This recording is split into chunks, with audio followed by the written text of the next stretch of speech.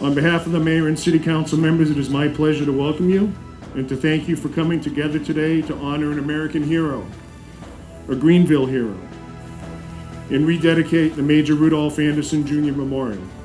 Early in the fall of 1962, Soviet Premier Nikita Khrushchev ordered a secret deployment of a nuclear strike force in Cuba just 90 miles from the United States, with missiles that could reach most major U.S. cities in less than 5 minutes. President John F. Kennedy emphatically stated that the missiles would not be tolerated and insisted on their removal. Khrushchev refused. The standoff, 50 years ago today, nearly caused a nuclear exchange between the two world superpowers. It was also 50 years ago today that United States Air Force Major Rudolf Anderson Jr. of Greenville, South Carolina, lost his life when his unarmed U-2 surveillance plane was shot down by a Soviet-made missile over Cuba. Please join me in a moment of silence to remember Major Anderson and all American military personnel who have lost their lives in the line of duty.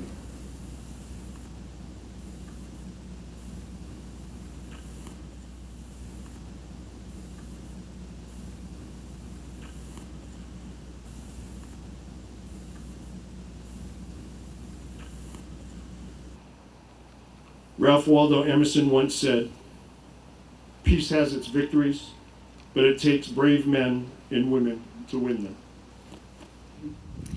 Embedded within a community's statues, memorials, and monuments are multiple layers of meaning. The primary and most obvious purpose of these sites is to reveal who or what is being memorialized. In this case, the life of Major Rudolf Anderson, the sole combat fatality of the Cuban Missile Crisis. Second, these sites tell us about the people and the time in which they were developed. In this case, this monument was dedicated in May of 1963, less than 1 year after Anderson's death helped bring a peaceful conclusion to the Cuban Missile Crisis. Monuments and markers such as this from the early 1960s tell us about the values held by Greenvillians 50 years ago.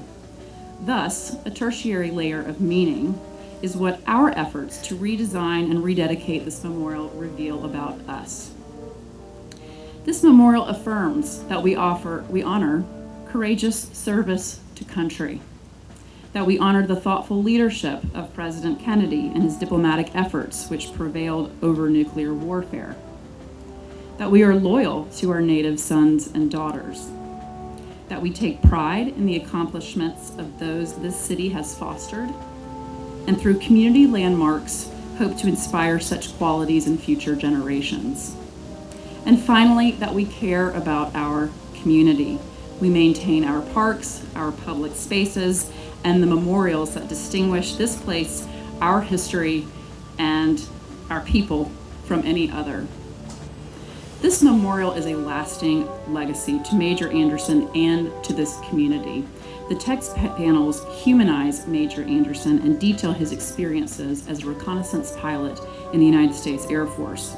Analysis of the impact of his death on the Cuban Missile Crisis and the history of the crisis within the larger context of the Cold War are also included. The redesigned memorial is more interpretive and more interactive. We hope you will embrace this space, our community's space, and take great pride in our native son and in the way our community honors our own. Thank you.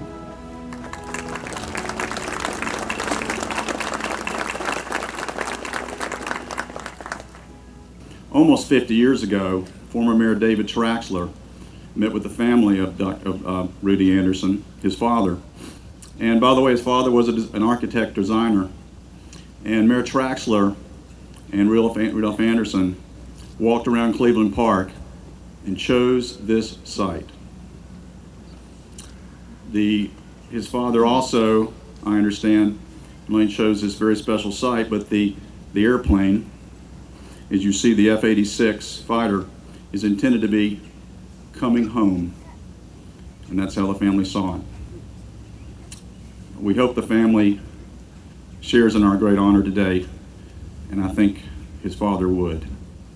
We are here today, as Courtney just said, because it's been a long time since the plane's been here, and this park has seen a lot of changes.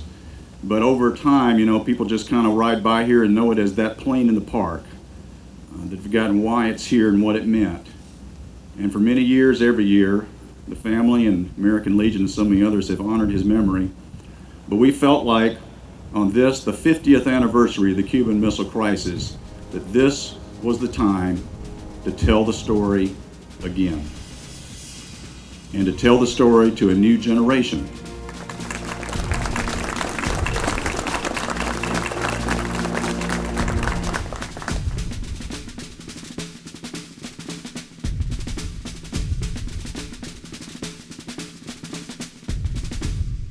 "50 years ago, the nightly news was viewed on black and white televisions. The twist was the dance craze of the day. Mickey Mantle had just hit his 375th home run, and the Beach Boys released their first album, Surfing Safari. It was a simpler time, or it certainly must have appeared that way. The reality is, the world was on the precipice of war. It was dangerous, it was complex, and it was uncertain. The Soviet Union was determined to outpace America and positioned itself as the dominant nuclear power when they aligned themselves with Cuban dictator Fidel Castro. Tensions culminated in events that threatened the security of the world. Two superpowers standing face to face, an intractable stalemate. 13 days into what would be later become known as the Cuban Missile Crisis, on October 27th, a Saturday, an American U-2 plane piloted by Major Rudolf Anderson was shot down by a Soviet missile. Rudolf Anderson was a soldier, to be sure, but he was also a husband, he was a father, he was an Eagle Scout, he was a Clemson graduate, he was a friend to many of you here today. He was a hero to all of us here today. Rudolf Anderson epitomizes to me the American soldier. The politicians make the plans. The soldiers have to carry them out. Without question, without hesitation, faithfully answering the call of their country, even if it means dying. Alone in the foreign skies of a foreign land in a war that never became a war. When I think of Major Anderson's service, that is what I focus on the most. The solitude of his plane, the solitude of his sacrifice, the solitude of his mission. So God bless you, Rudolf Anderson, for answering the call of your country in a time of extraordinary need. And by the way, Major Anderson, you won. The crisis was averted. The United States of America still remains the world's great superpower. You are not just a single casualty of this crisis, you are its single greatest hero.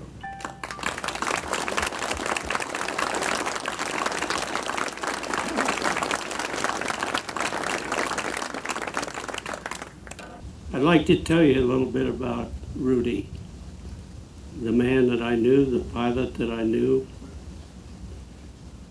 As I watched him take off out from McCoy 50 years ago on the 27th of October 1962, he climbed out steeply.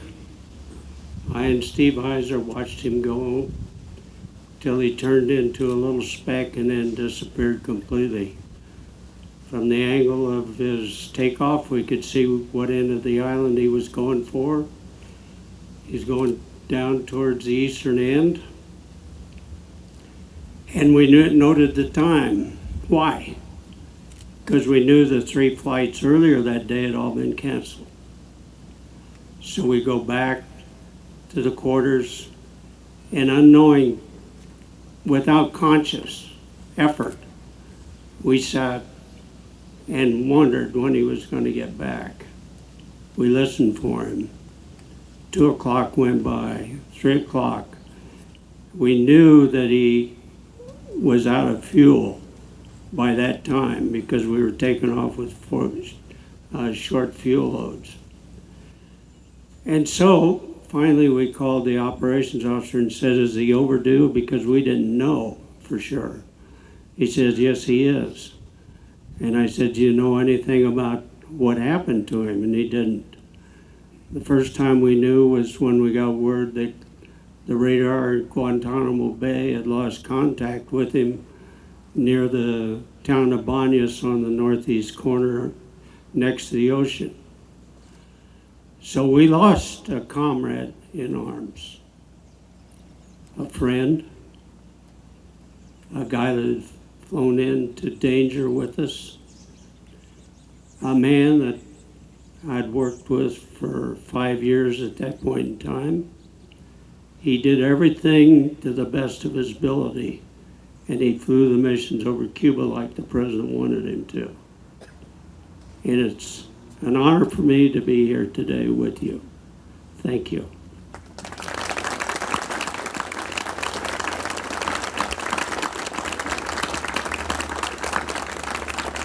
It is a privilege for Furman University and the Upcountry History Museum to be involved with today's ceremony, marking the redesign of this memorial to a national hero. Major Anderson's historic sacrifice on behalf of the country he loved deserves to be recognized broadly and particularly here in Greenville. A few weeks ago, when presidential historian Michael Beschloss was here in Greenville speaking to members of the American History Book Club, he remarked that history gains from the perspective of time. In our ceremony today, we see before us the truth of that observation. Let us not allow the dimming of the years to forestall our responsibility to recall Rudolf Anderson and give our nation's thanks for his historic sacrifice.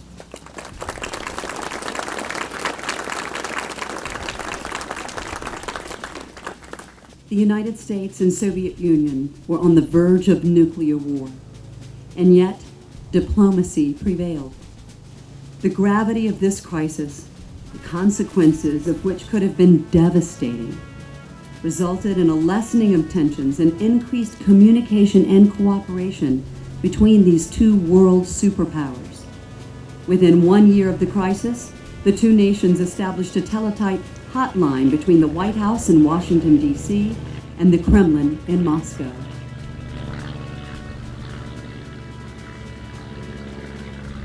And they signed the Limited Nuclear Test Ban Treaty, which prohibited the above-ground testing of nuclear weapons. Reflecting on the crisis in June of 1963, President Kennedy spoke of the need to limit the intensity of the arms race for the sake of humanity and for the sake of world peace. President Kennedy said, "For in the final analysis, our most basic common link is that we all inhabit this small planet. We all breathe the same air. We all cherish our children's future.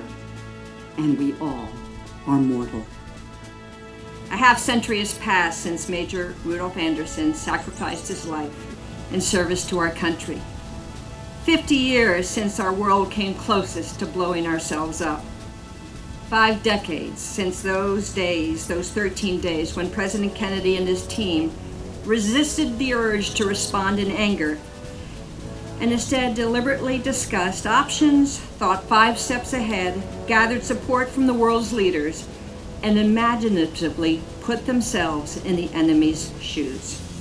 It was on October 27th, the 11th day, that a SAM missile shot down Major Anderson. When my uncle John Kennedy learned of his death, he said, "It is always the brave and the best who die." And as my father, Robert Kennedy, said, "The politicians and officials sit at home pontificating about great principles and issues, make their decisions, dine with their wives and families, while the brave and the young die." Major Anderson was one of the best. As an article in USA Today put it, Major Anderson yearned to fly. As a young boy, he was renowned for building model airplanes. An officer, he was both Top Gun and by the book. A pilot's pilot, who was selected to evaluate his peers. All agreed he'd make general. As his friend Jim Black said, he wanted to keep climbing the wall, to be the leader. He wanted as many flights as he could get, hot all the time. He was bent on being in the middle of whatever was going on. And he sought that flight over Cuba, his 6th in the crisis, even though 2 days earlier, another pilot reported being fired upon by a SAM missile, service to air. The first time any U-2 flights had been shot upon. But Major Anderson didn't seem concerned. In fact, the night before, he called his mother and told her not to worry. He was doing what he loved. By 9 a.m. on October 27th, Major Anderson was 72,000 feet above Cuba, on the blue-black edge of space, snug in a pressurized flight suit, flying an aircraft that did not officially exist. In addition to the top-secret list, he carried photos of his 2 sons and his wife, who was then 2 months pregnant with what he was hoping to be a baby girl. The U-2 was one of the most exotic aircraft ever made. Fly too fast at an altitude, twice that of the commercial jetliners, and the wings and tails break off. Fly too slow, and the engine stalls. The difference between the extremes, 7 miles per hour. After 10 a.m., Anderson completed his pass over the eastern end of Cuba, his plane's cameras clicking. Soviet radar watching and burned. But a Soviet general, without authority, and for reasons that are still unclear, ordered 2 surface-to-air missiles fired at that U-2. One exploded beyond Anderson, sending shrapnel into the cockpit and through his pressured suit. He was probably dead before the plane hit, 13 miles below. He was 35. Major Rudolf Anderson was, as Eric Sevareid said, the martyr who died for us all. Eric Sevareid spoke the truth. Over the last few days, as the 50th anniversary of the Cuban Missile Crisis has been remembered as the moment of our maximum danger, the names in the news have been John Kennedy, Robert Kennedy, Nikita Khrushchev, Fidel Castro. You invited me because of my relation to John and Robert Kennedy. My uncle and my father were indeed great heroes, and I am proud of them. History will remember them. Students will study them. Films will be made, books written, articles penned. But the basic fact is that they could not have done what they did if it had not been for Major Anderson. A leader is only as good as his soldiers and can only succeed when they are dedicated, well-trained, and well-equipped. These soldiers may not be remembered, but they are vital. So congratulations to the citizens of Greenville for knowing and doing the right thing. You have honored Major Anderson, and by doing so, you have honored the many unsung heroes who have made today possible. There would be no John Kennedy had there not been a Major Anderson.